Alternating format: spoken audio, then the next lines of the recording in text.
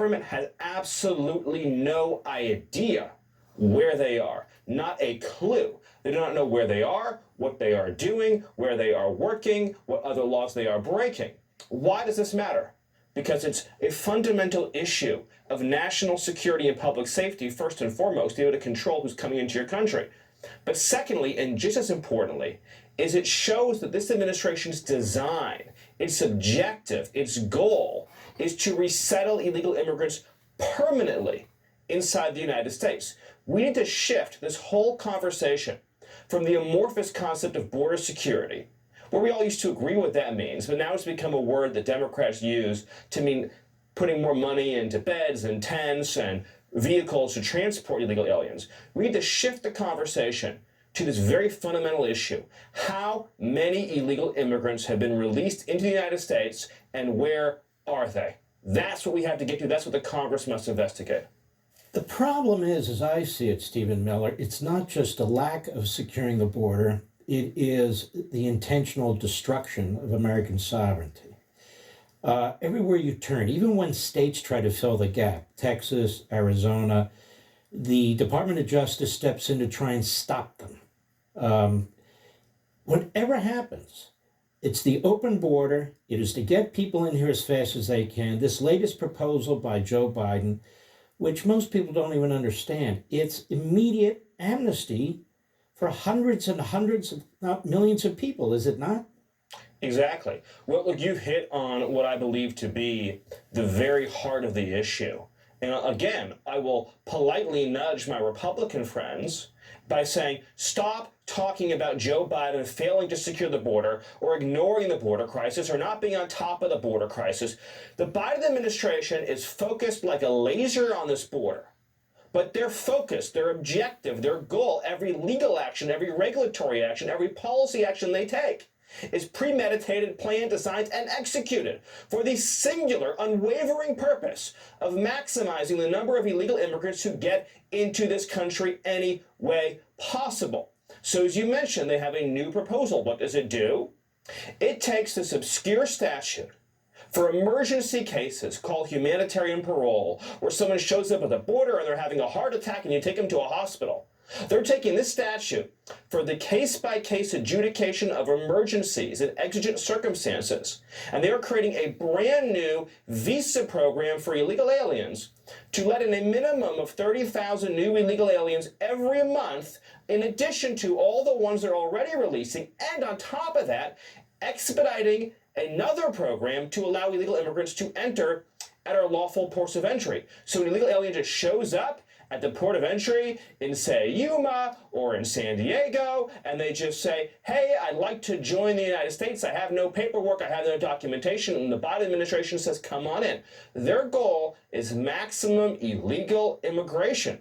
And so, again, we need to change the conversation from the issue of border security to how many people is Joe Biden illegally letting into our country compared to how many are being removed, because interior enforcement has been shut down. So we have record numbers coming in, being released on purpose, and record low, shockingly low numbers being removed. And those numbers, the numbers being removed from the interior, have never been made public. And I would tell you, based on all my sources, those numbers are so low that if they are uncovered by the new House Republican majority, it will shock the nation. What is the position of the Republican minority in the U.S. Senate that does have power? There is a filibuster process in there. They gave up on the omnibus bill, so they couldn't use that for leverage. Now, Cornyn is basically attacking McCarthy in the House, saying, we in the Senate, we have to do things in a bipartisan way. The Republicans of the Senate are in the minority, are they not? Because they basically are lapdogs for the Democrats. I think one of the greatest political, strategic, as well as moral failings of Republicans in my lifetime has been, for the last 2 years, Senate Republicans as a body and as an institution were completely supine. They lie prostrate in the face of this invasion at our border.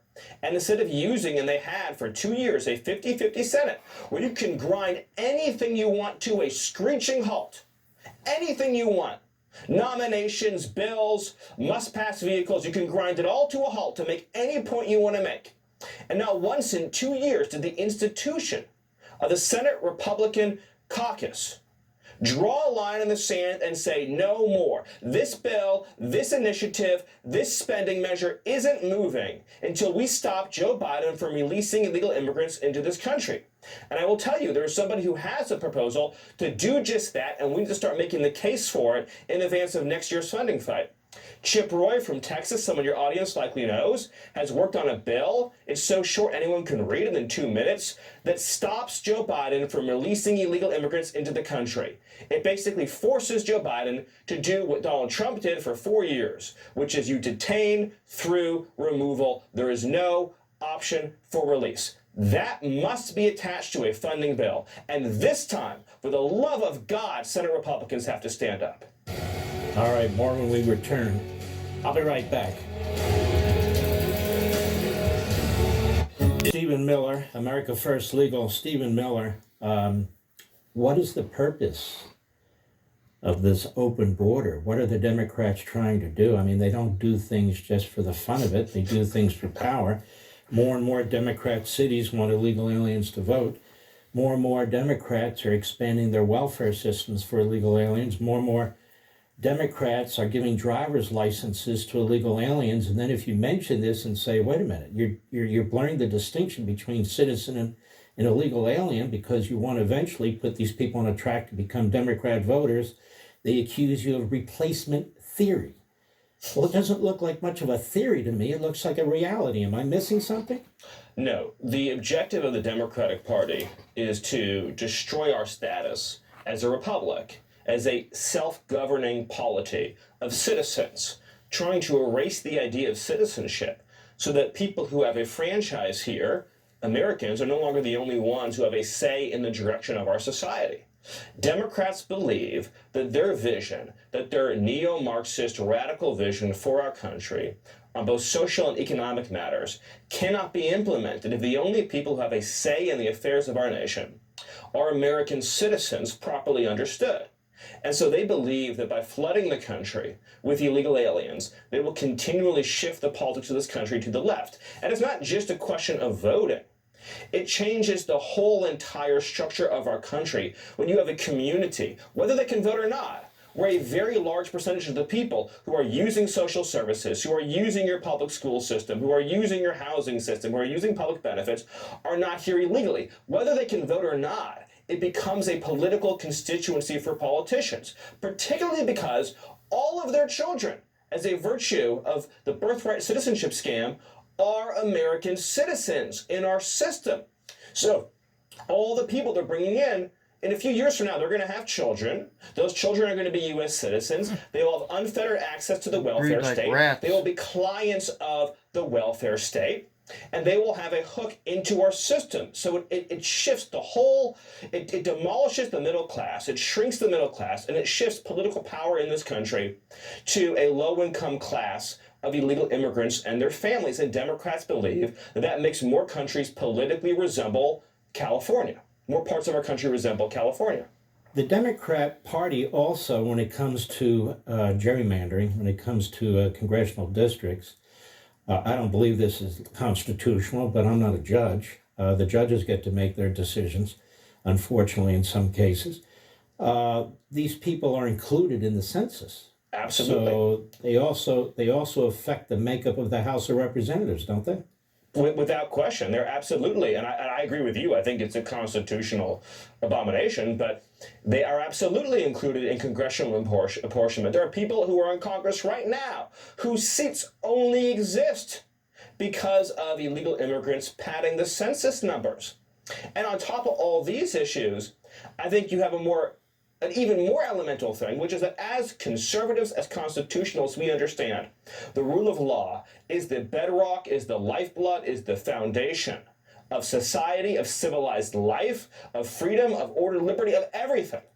So when you eliminate that, and then you add in millions of people into your country whose very existence or very presence here occurred in violation of the law, in disregard for the law, you eliminate the rule of law as the core of American life. And so you live in a country where the law is no longer our master. where politics, political greed, political impulse, the desire to rule over others becomes the master of our lives. And so conservatism cannot thrive in a country in which the rule of law is dead. And we are watching the rule of law die, and not slowly, but die rapidly and quickly before our eyes, and there will be little of it left if Republicans don't find something within themselves to go deeper than talking points, deeper than the same old speeches, and rally the whole of this country to stop Joe Biden's nullification of our sovereign body of immigration law.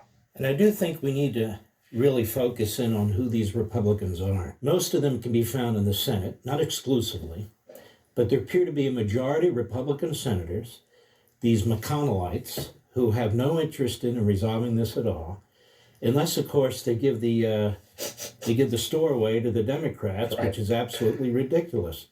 And you've got McConnell, Cornyn is in line to replace McConnell. You've got Thune. You look at the Republican leadership. It is so soft. It is so unengaged. It spends more time trashing the former president, Donald Trump, than it does dealing with this president. And you know what the answer to this is, Stephen? The answer is these guys are liberal Republicans. That's what they are. Rhino, whatever. They are liberal Republicans who don't share the view of the vast majority of the Republicans. Stephen Miller, I want to thank you. You're a national treasure. It's Thank very you, important that you say what you say about immigration like this. Thank you, my friend. Thank you. God bless. We'll be right back.